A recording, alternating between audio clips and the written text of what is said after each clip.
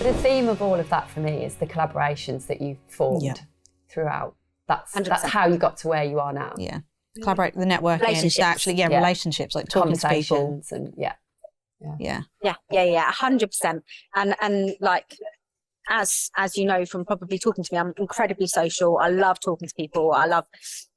For me, real knows real, and you sit with someone for 10 minutes and you can tell whether or not they're bullshitting, whether or not there's someone who's giving off this fake impression, whether or not there's a different motivation there, or whether or not they're just an open, real person who's going to just go, there you go, this is me, this is who I am, this is what I want out of this.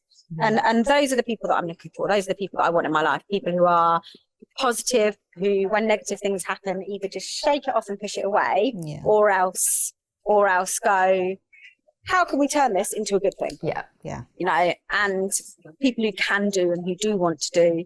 And you just surround yourself with people like that, and then you end up having all these different ideas and bouncing off each other, and it's just nice.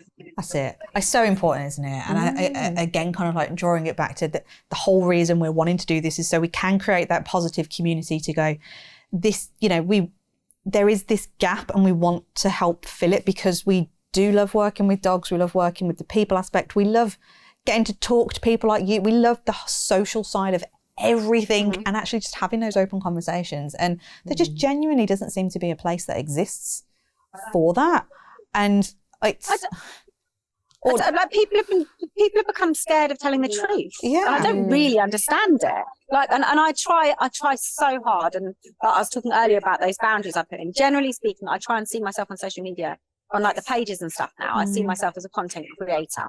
And it's not about engagement for me. If you look at the vast majority, like when I posted the reel of me and Belle Christmas shopping together with Carlos and Fiasco, and I got all that jip about her dog wearing a prong collar, I don't really engage in it anymore. I don't even read most of those comments, if I'm honest. Yeah. Like, I'll get messages from friends with screenshots going, have you read what fucking so-and-so's just written about you? Like, you see it, and I'm just like, no, I just don't read it.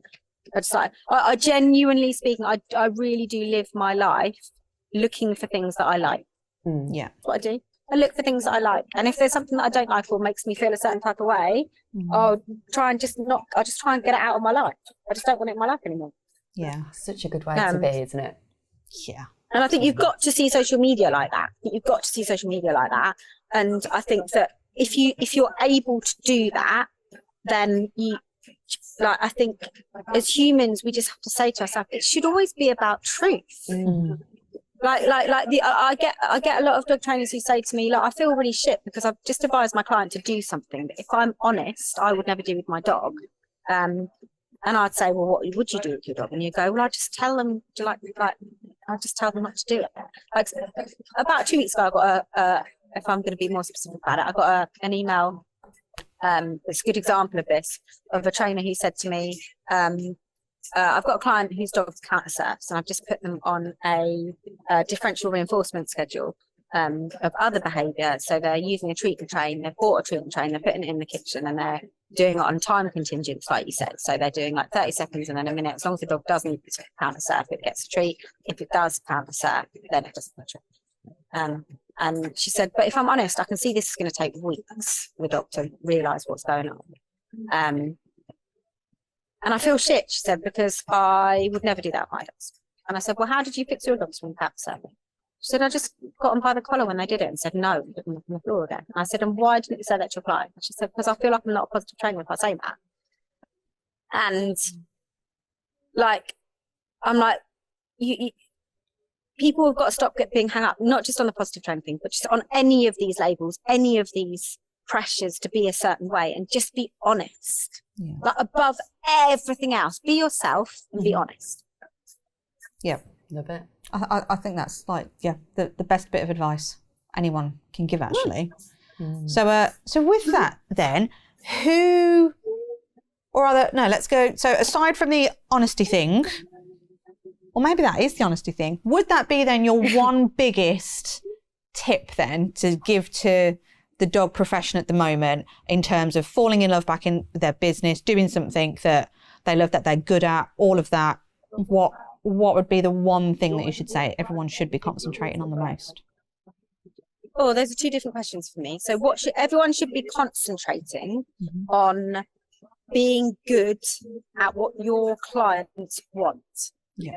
If you are not good at what your clients want, then one of two things has to change. Either what you're good at needs to change, so you need to learn the skills to become good at it, or what your clients want needs to change, in which case you need to be marketing to different clients. Like, one of those two things has to change. Either the clients have to change or the skills have to change. Yeah. But you need to be skillful in what your clients want. Yeah. You need to find clients that want you to do what you want to do. Right? So that's what people should be concentrating on, and working out who the market is, what they want to do, and becoming really shit hot at that. Yeah. But in terms of my one tip for people, without a doubt, it would be to wake up every morning and spend your day concentrating on the things that you like, not the things that you don't like. Love it. Because I think if everybody does that, then people will stop criticizing each other too. And then you won't have to, like, the confidence levels of everybody will go up, and everything gets better when you start doing that. Wake up every day and just concentrate, like, look around for things and collect in your brain things that you like. Oh, I like that. Oh, I like that. Oh, I like that. Collect it all up, and you'll become like a better person. You'll become a more positive person. You'll become better at business. You'll become better at everything. Just collect the things that you like in your brain instead of collecting the things that you don't like in your brain.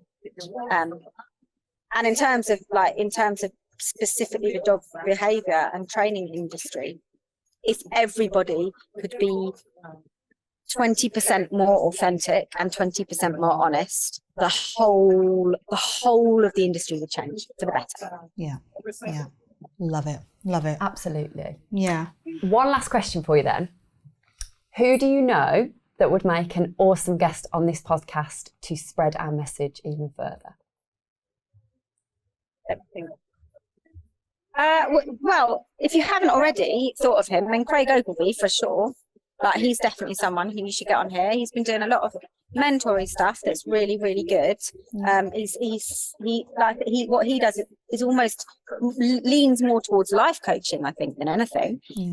So I think he'd be a really cool person to have on there. And the other person, without a doubt, and she'd jump on chance, would be Kelly Dunbar. She does mentorship, and she's got a lot of really, really strong opinions about the industry. She's been in it for 12 years longer than I have, and I think she's watched it from the side of, like, obviously Ian Dunbar and Sirius and all that side of stuff, and then also from the sports side of stuff, and then also from, like, mentoring new trainers coming up. So I think she would have a lot of really, really interesting opinions and stuff. So. Yeah. Amazing. Thank you. Love it. Well, thank you ever so much for joining us today. I've absolutely loved this. Yeah. It's been great getting to see the insight in your journey and everything. I think it's just I feel like I've been to therapy. That's what it's about. Yeah. I love it. But no, I really do appreciate your time. I always come away from these, right? Or every podcast I've ever done, including this one, I always come away from these going, fuck, I really shouldn't have said that shit. Oh no, you should have. You should have on this one. Ooh. Definitely. Yeah, no, this is all about. I never regret it. Honesty, authenticity. Yeah, no, absolutely. Been lovely to talk to you.